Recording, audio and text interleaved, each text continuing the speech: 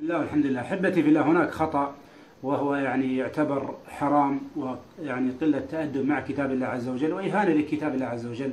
وربما إنسان يعني يعمل هذا العمل وهو لا يقصد شيئا. وهذا الخطأ بعض الناس إذا جاء يقلب صفحات المصحف يأخذ من ريقه فيقلب المصحف. سوف أطبق لكم هذا الخطأ. نفترض أن هذا القرآن، فتجد عندما يريد أن يفتح المصحف يأخذ من ريقه، ثم بعد أن أراد أن يقلب الصفحات الثانية أخذ من ريقه، وهكذا. فهذا يأخذ من ريقه ويضعه على كتاب الله، وهذا إهانة للقرآن وهو محرم ولا يجوز، حتى ولو كنت ما تقصد، لكنه العمل محرم. سأل أحد الناس بعض العلماء فقال: يا شيخ، هل يجوز أن نضع هذا بهذه الطريقة، يعني يأخذ من ريقه ويقلب صفحات المصحف؟ فقال الشيخ: ما يجوز.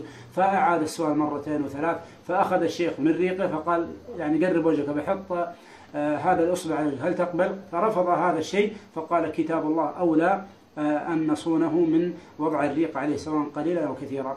فلذلك يجب نشر هذا المقطع حتى الناس يعلمون هذا الخطأ ولا يقعون فيه، وتعظيما لكتاب الله عز وجل. أسأل الله لمن نشر هذا المقطع أن يغفر ذنبه هو ووالديه